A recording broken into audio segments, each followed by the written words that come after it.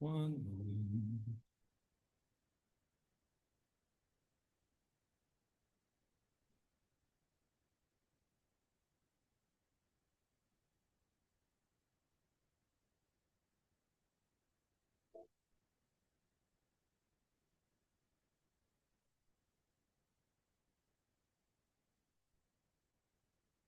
You'll have a midterm on, well, excuse me, those of you in the Dell's class have a midterm on Monday.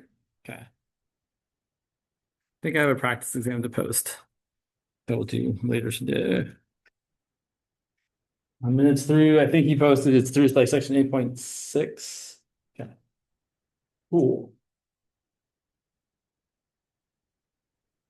Turn off some lights.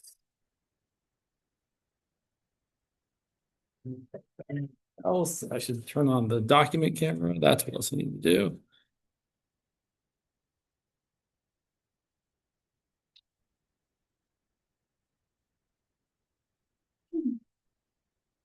Almost there.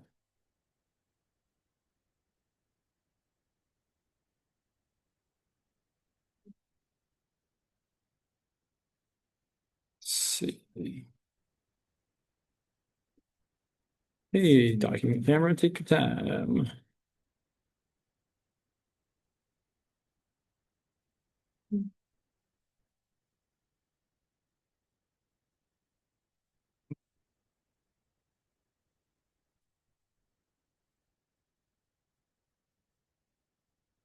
Waiting for the document camera. I don't remember if I said this in this class or the class, but class next Wednesday, we will have class, but it is optional, meaning that I'll mark everyone present even if you don't come. So your attendance will be you'll be attending whether or not you come. I'll be here unless literally none of you are going to show up, which I imagine at least one of you is going to show up. So I'll be here. We'll talk about stuff. I'll record it as usual. But if you don't come, you'll still get marked as having come. So yeah. And eventually this document camera will work and we can start class. Maybe someday. What's taking so long here? Let's try this again.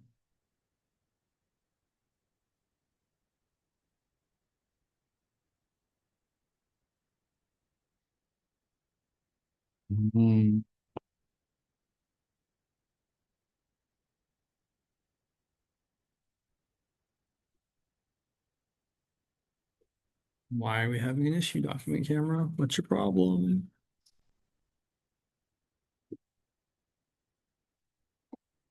All right, technology sometimes is just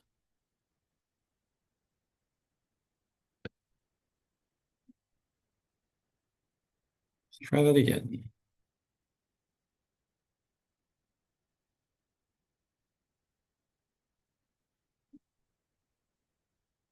Success.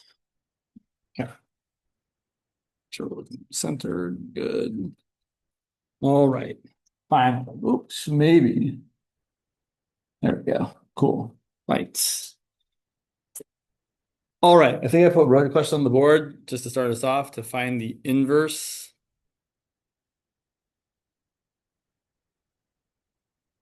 I forget what the matrix was. It was 2, 3, 1, 5. And so there's a very, very kind of just formulaic way of finding the inverse of a 2 by 2 matrix. It's going to be that A inverse is equal to 1 over this quantity, which we'll talk more about today, 2 times 5 minus 3 times 1. And then we multiply that by the same matrix, which we've manipulated a bit. We're going to interchange the diagonal entries, so the 2 and 5 switch places. And we're going to change the signs of the off diagonal entries. So we get -3 instead of 3 and -1 in the place of 1. And then I would simplify this.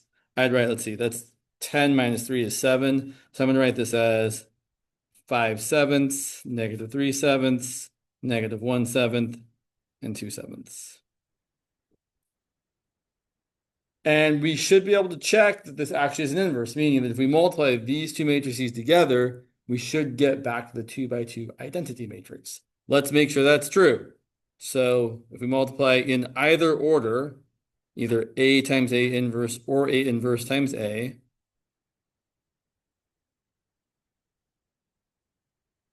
So multiplying these two matrices together, let's just check and see what we've got. So this first row with this first column is going to give me 10 sevenths minus 3 sevenths, which is going to be 7 sevenths, which is 1. And this first row dotted with the second column is going to be negative 6 sevenths plus 6 sevenths, which is 0. Things are looking good. For second row, first column, 5 sevenths minus 5 sevenths is 0. Second row, second column, negative 3 sevenths plus 10 sevenths is going to be 7 sevenths, which is 1. So yeah, it works. It's the inverse, like we thought it was. So, while I'm thinking about it. So I would say in this class, we only ever, in next class, in 17C, you're only ever going to really work with 2x2 matrices. But in this class, we do a little bit more with matrices, just kind of because I actually don't know why, to be honest. Like we do, because it's part of the content of the class. But really, it doesn't do a whole lot for what you're going to be doing next quarter. But for example, I could ask you to determine, are these two matrices, are A equal to 1, 0, 3, 2, 7, 9, 0, 2, 1, and B equal to negative 11, 6, negative 21, negative 2, 1, 3, and 4, negative 2, 7. Are these matrices inverses? One, finding the inverse of a 3x3 matrix is a much more complicated process than for a 2x2. And two, we shouldn't check it that way even if we could. You should check to see if these are inverses by multiplying them together and seeing what you get. So go ahead and do that. Multiply these two 3x3 matrices together and see what you get.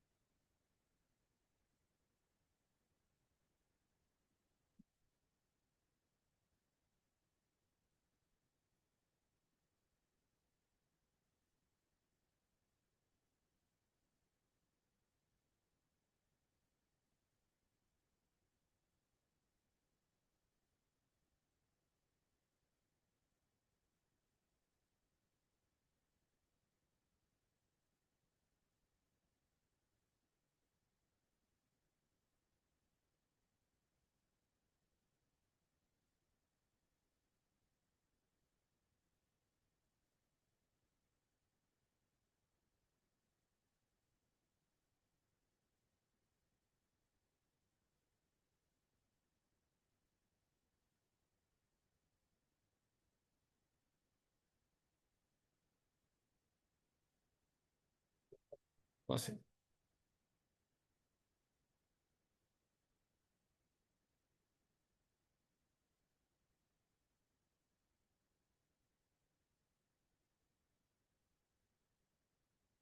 Maybe kind of some gross math here.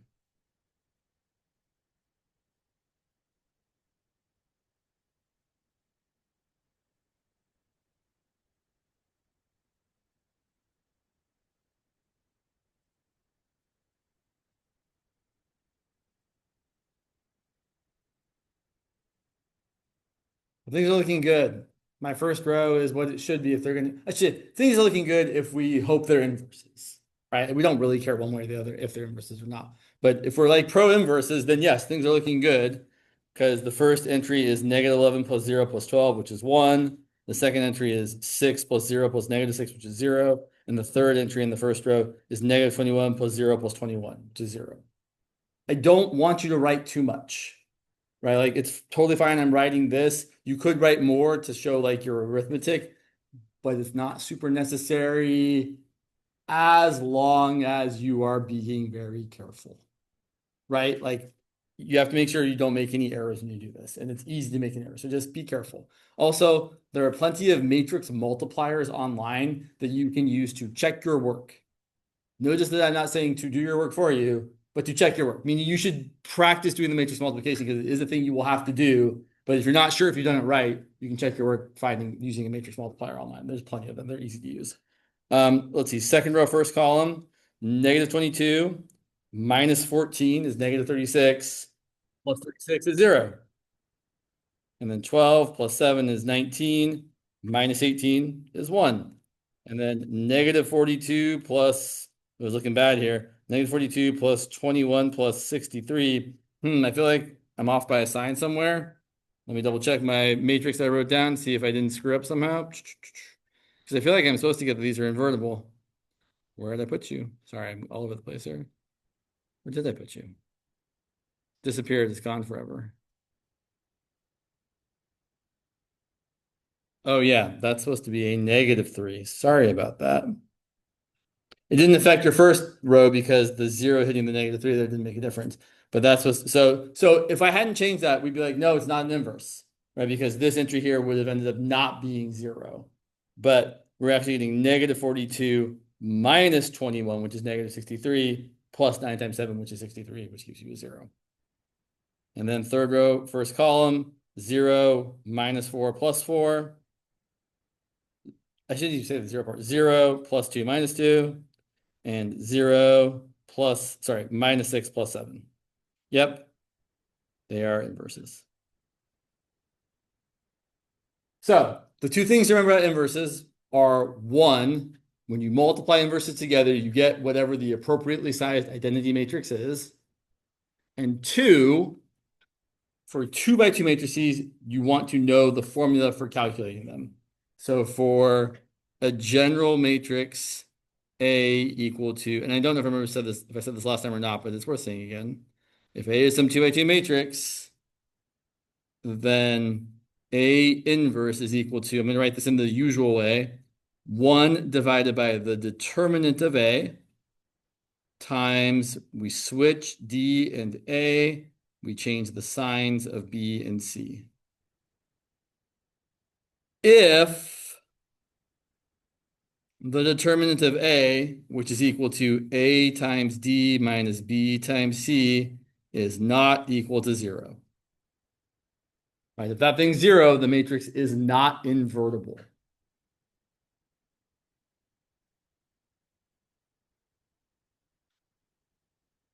And then I'll say, I don't remember if the Del likes to ask about that or not. So, fun facts. For a 2 by 2 matrix, the determinant's really easy to find.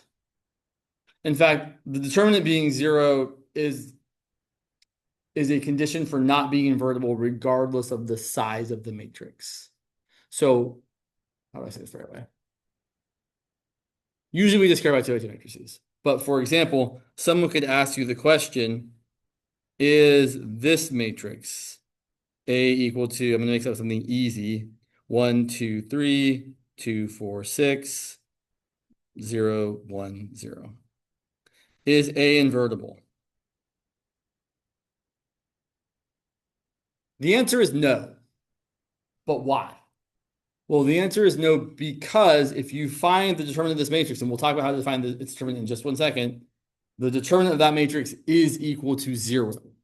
And the determinant of the matrix being 0 is equivalent to the matrix being not invertible. So the determinant of any square matrix equal to 0 means that the matrix is not invertible. There's another mathematical way of saying this, which is that the matrix is singular. It's kind of unfortunate language because we say that a matrix is invertible if it's singular. Oh, Jesus. See, I'm even saying it wrong. A matrix is invertible if it is non-singular, and it is not invertible if it is singular. Here's how I think of it. A matrix that is not invertible doesn't have a partner to go with it. So it is single. So it is singular. That's how I've always remembered it. I don't know if the Del actually cares about you knowing this word, but he might, so I'm going to say it anyway. But you're probably not going to get asked about determinants of a 3 by 3, but just in case you are, there's a really easy way to do it. So I will point out, it gets harder the larger the matrix is. But for 2x2 matrices, it's really easy. The determinant of a 2x2 is just that part right there. For a 3x3, here's how you do it. Well, here's one way of doing it. You write down your matrix.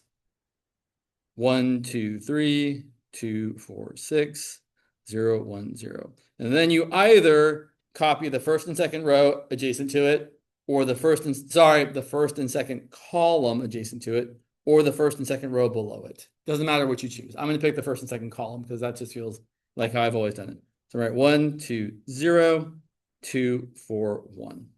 And then let's get some different colors. Go. Oh, geez. This thing was very annoying over here. Oh, well. My problem, not your problem. So what we're going to do is we're going to say that the determinant of A is equal to this product plus this product plus this product. So it's going to be 1 times 4 times 0 plus 2 times 6 times 0 plus 3 times 2 times 1. That's not all of it.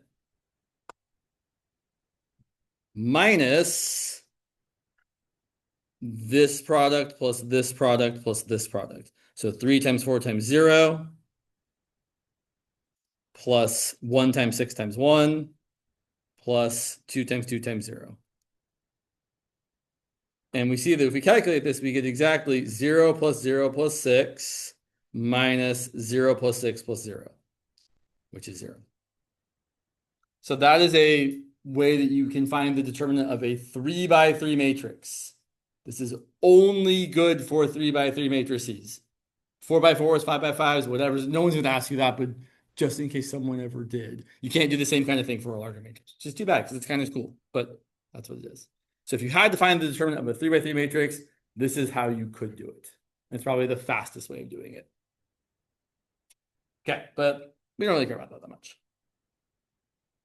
Mostly care about is solving equations using matrices. So, actually, I should say solving systems of equations. So, for example, I had some numbers going on for a moment, sure. We want to solve the system 2x plus y equal to 7 and x plus 3y equal to 4. Now, I'm really aware that we could solve this without using matrices, right? You could solve this system by isolating x here and plugging it in there, or by multiplying one of these equations by something and adding them together to eliminate one of the variables. But we want to do it using matrices because it's going to be helpful next quarter, really. So instead of doing a usual solution, we're going to first rewrite it as a matrix equation. And actually this rewriting, I would say is kind of super important for what you're doing in 17C. Because a lot of 17C is taking a system of 2 equations and 2 unknowns and rewriting it as a matrix equation. So here's our matrix equation. It's going to be your coefficient matrix, 2, 1, 1, 3, times your variable vector, x, y, equal to your other vector, 7, 4. Now, I call these vectors, they're technically also matrices, but often when a matrix is a something by 1, right? This is a 2 by 1 matrix, or a 1 by something like a 1 by 5. We often call those just vectors because they kind of have a vector format to them. But you can call them a matrix as well. All right, I want to solve this equation. Well, the way we're going to solve this is we're going to multiply both sides by the inverse of this matrix. So let's call this A. And let's find A inverse real quick. A inverse, it's going to be 1 divided by the determinant, which is 2 times 3 minus 1 times 1, times, switch the 3 and the 2, the 1's change signs. And I could write this. I don't usually like to distribute this 1/5. I would much rather write this as 1/5 times the matrix 3, -1, -1, 2. To me, that just feels nicer. Less cumbersome. Okay, so here's what we're going to do. We're going to multiply both sides of this equation by this matrix. It's kind of like if I was solving I'm gonna make a silly analogy here, but it's kind of like if I was trying to solve the equation like 6x equal to 12, and I solved it by multiplying both sides by the inverse of 6. 1/6 times 6 times x equals 1/6 times 12, or x equals 2. That's the same idea here. We're multiplying both sides on the left by the inverse of a to essentially kind of get rid of this. So let's write it all out though. So doing the multiplication,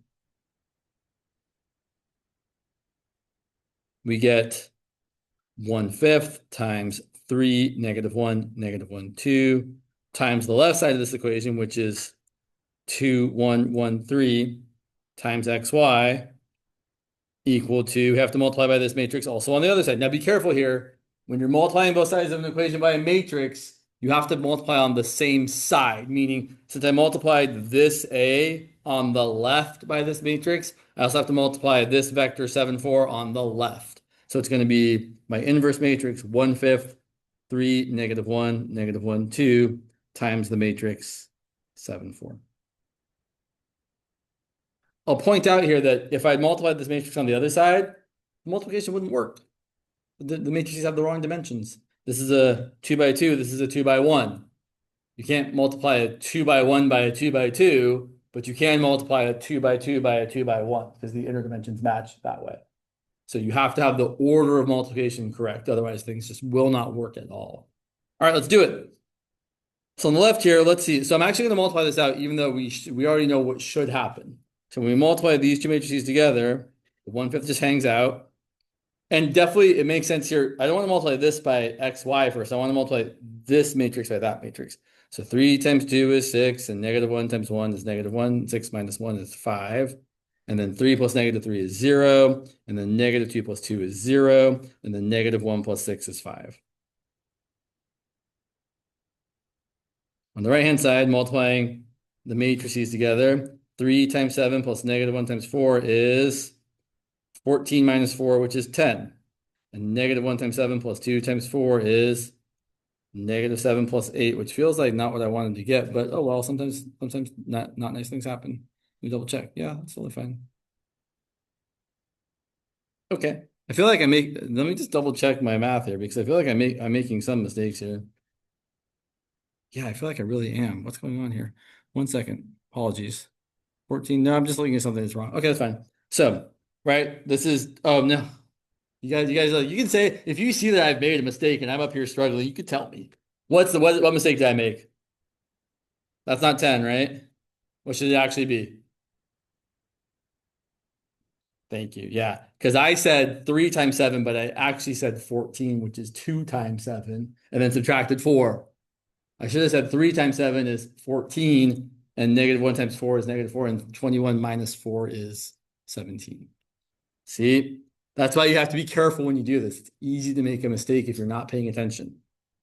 And then -1 times 7 plus 2 times 4 is -7 plus 8, which is 1. Cool. And then here's what we have over here. We have the matrix 1, 0, 0, 1 times the vector xy equal to the vector 17/5, 1/5. Here's the whole reason we did this. This identity matrix 1, 0, 0, 1 times this vector xy. Well, let's see. 1 times x plus 0 times y is x. And 0 times x plus 1 times y is y. So our solution to this system of equations is that x is equal to 17/5 and y is equal to 1/5. That's our solution. Or viewed another way, that is the point on the xy plane, x equal to 17/5, y equal to 1/5, where these two lines intersect.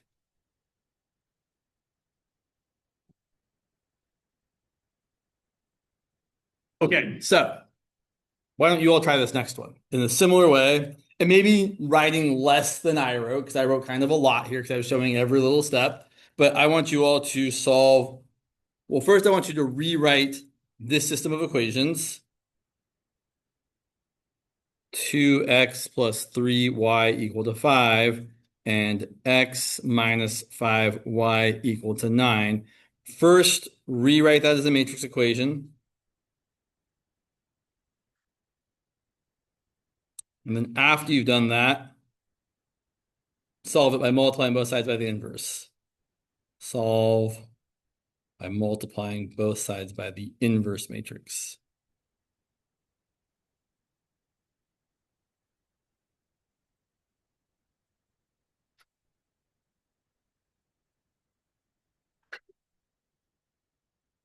And I will point out, in this example, your answers should be not fractions. They should be nice integers at the end of the process, which is great.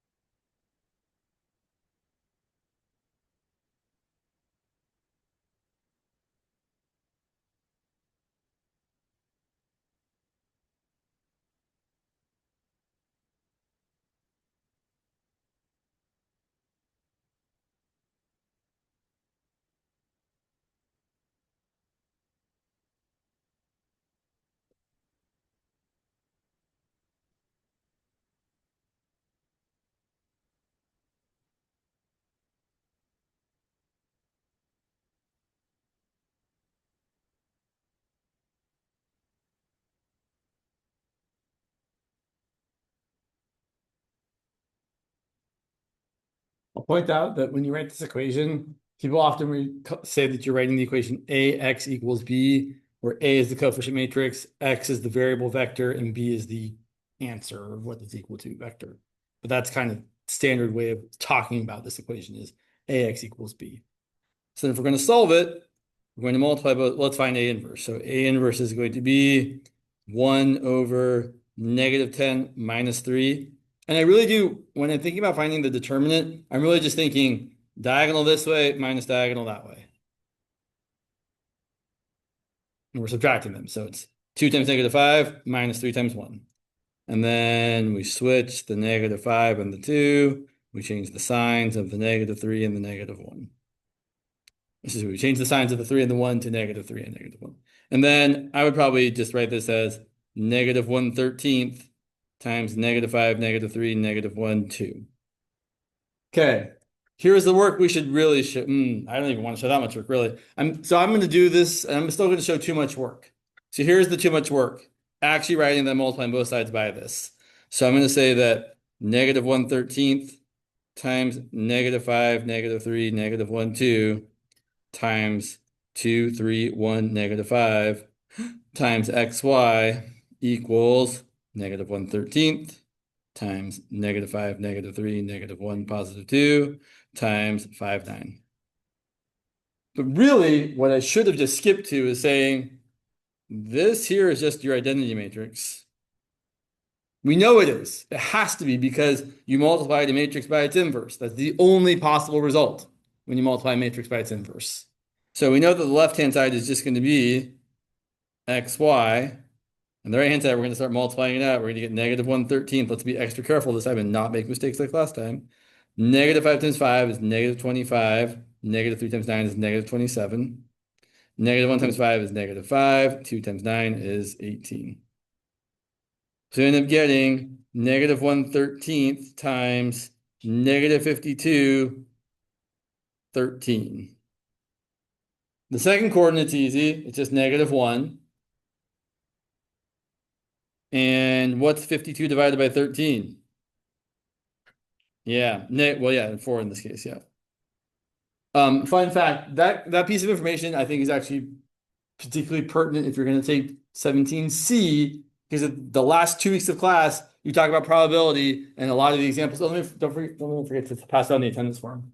When you talk about probability, you talk about like decks of cards and some of the examples. And a deck of cards has 52 cards, 4 suits, 13 cards in each suit. So knowing that 4 times 13 is 52 is actually kind of useful information for later. All right. So that's, no, I want to say 2 more things here. So again, I'll point out, solving these systems of equations is essentially finding the XY coordinate where these 2 lines have crossed each other, which I don't really want to graph, but we could, but we're not going to. The reason I'm mentioning that is because if we look at this next system of equations, where'd you go? Sorry, where'd my example go? Keep losing my spot here. Sorry, wrong page. There we go. So let's look at this example here. I guess I had a number there. Sure, number 5. So let's say we have 2x1 plus 3x2 equal to 7, and 6x1 plus 9x2 equal to 5. And I'll point out, typically in these situations, we either use x and y, or we use x1 and x2, or y1 and y2. Those are pretty standard choices for what variables we are using. So this is going to look like the matrix equation 2, 3, 6, 9 times the vector x1, x2 equal to the vector 7, 5.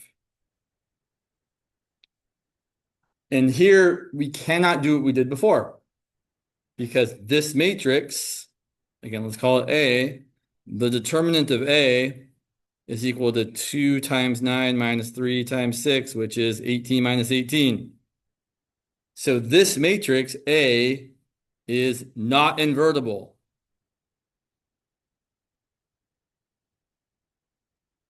What does that mean about these lines? Good question.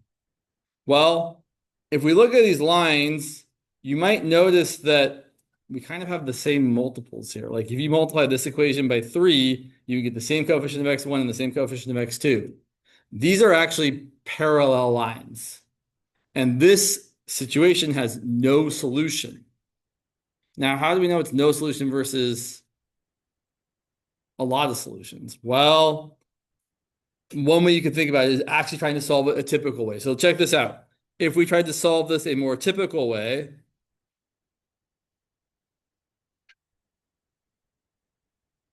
by say multiplying the first equation by -3 and adding to the second equation, you'd have negative 6x1 minus 9x2 equal to negative 21, and 6x1 plus 9x2 equal to 5. And if you add those equations together, you get 0 plus 0 equals not 0. That means we have no solutions. That means these lines are parallel and never touch each other. So we have parallel lines, which means there is no solution to this system.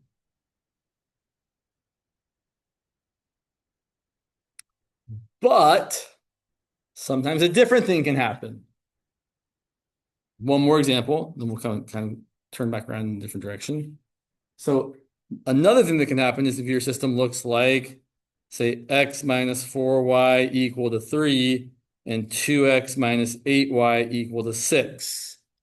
And we look at that matrix equation where we have 1, negative 4, 2, negative 8 times xy equal to 3, 6. You can again see that we cannot do what we've done before, because this matrix A, just like the previous matrix A, has a determinant that is equal to 0. It is 1 times negative 8 minus negative 4 times 2. which is -8 plus 8, which is 0. To be careful when you subtract here, I've seen people lots of times when they find the determinant make a mistake where they forget that like it's a minus. So just be extra careful. It's that times that minus whatever that is times whatever that is. Just be extra careful there. In this case, if we try to solve the system the more normal way, well, if I take this first equation and multiply by -2, I've got -2x plus 8y equal to -6. And if I add that to 2x minus 8y equal to +6, I'm going to get 0 equal to 0, which means technically, I guess you could say these lines are parallel, but what it really means is these are the same line, right? This line and this line are really the same equation. I just took that first equation and multiplied everything by 2 to get that equation. So these lines are the same, meaning, well, there's a lot of points they have in common, like all of them, meaning we have not no solutions and not one solution, we have infinite solutions.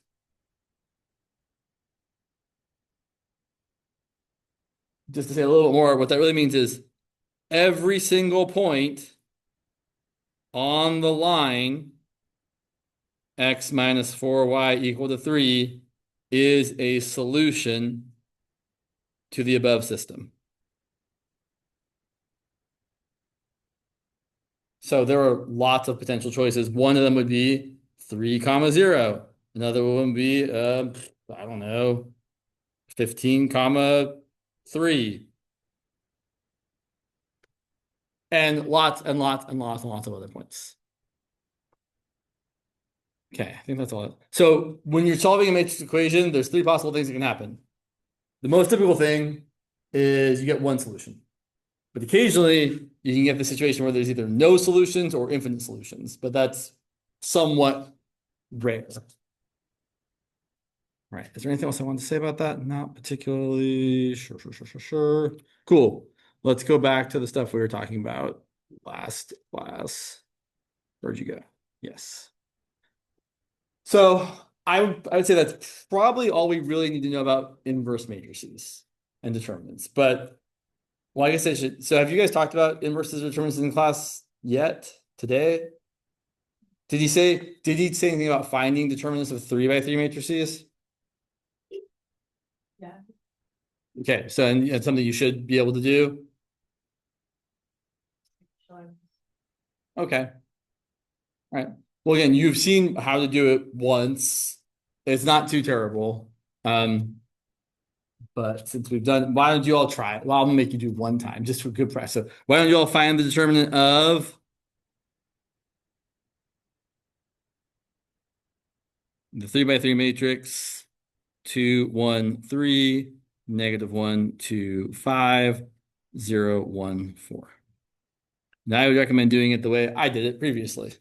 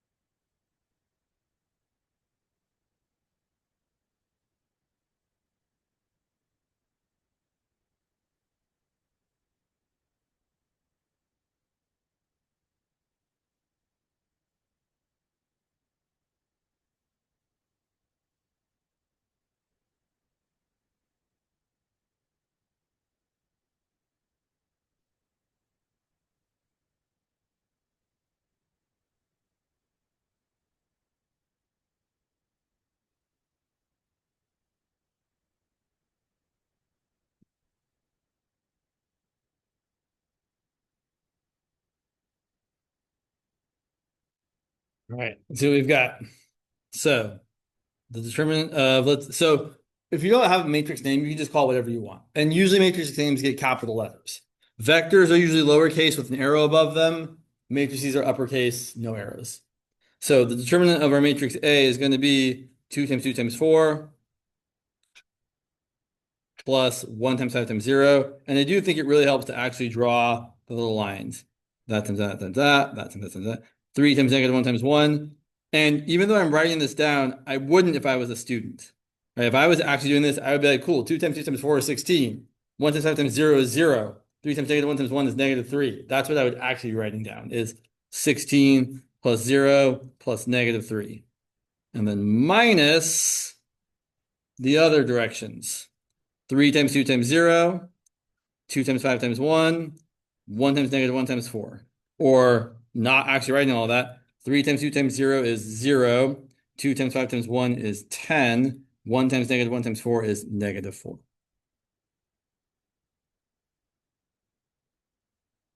So we end up getting 16 minus 3 minus 6, which is 10. Oh, sorry, not 10. 7, I believe. So what you guys got? Cool, good, great. We all did it right. What can we say about this? I would say we can say one thing really. This tells us, hey, A is invertible. Or you could find an inverse if one, well, an inverse could be found if we wanted to, but we don't. Sure. Trying to think what else I really want to talk about. Nothing really. What else? Sure, let's look at this last example. Yeah, last example. Yeah, why not? This is from section 8.6. Sure.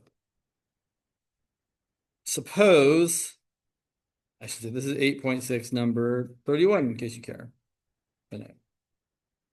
So suppose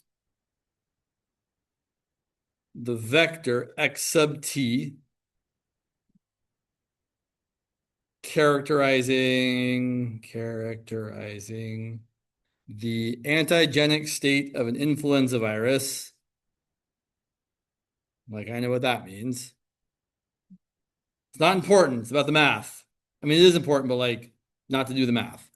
So characterizing the antigenic state of an influenza virus population. So many words. Changes from one season to the next according to the equation x sub t plus 1, the vector for next year, is equal to the matrix 2, 3, 0, 0.9 times, I meant to write x sub t here, sorry. Sorry about that. There's my x sub t vector, I guess. Apologies, that looks terrible. I guess I'll write this one like this too, just to kind of make it all look good. Okay, cool. So, if the vector from the current season is 8, 1.8. That's your x sub t. Your x sub t plus 1, I guess, actually. What was the vector from the previous season?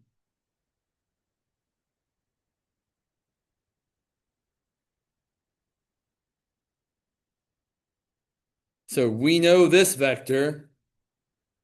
This is the guy we know. This is the one we want to know. So we're currently trying to solve the equation.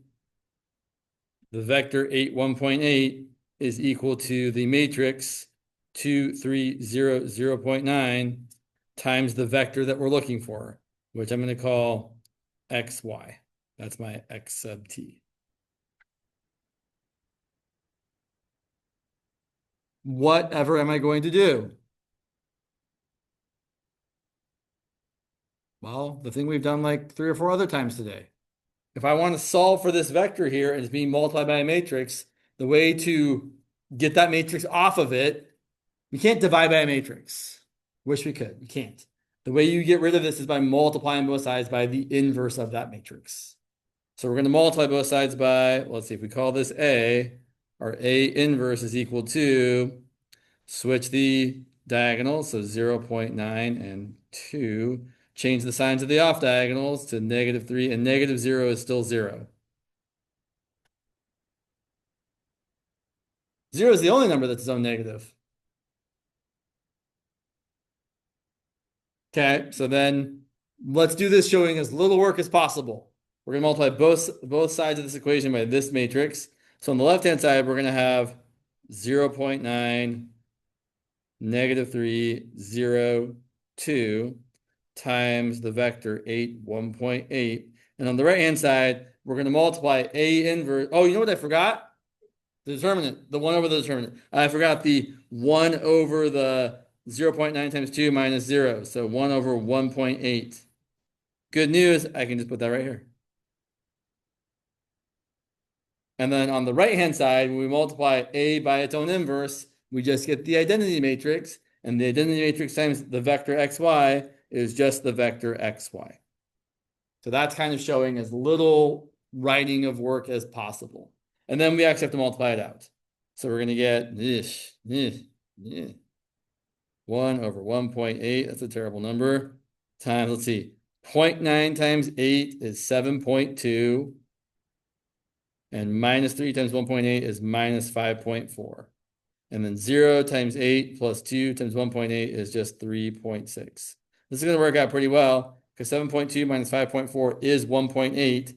And 1.8 divided by 1.8 is 1. And 3.6 divided by 1.8 is 2. So our influenza virus vector from last season was 1, 2, which produced the influenza virus vector from this season, which is 8, 1.8. Cool. Not too terrible. All right. That's all I got. Friday, since we've covered most of everything that your test is on Monday, we'll have a review of sorts. I'll try to post a practice exam before now and Friday. Probably today, as I feel look what I got. And yeah, have a great day.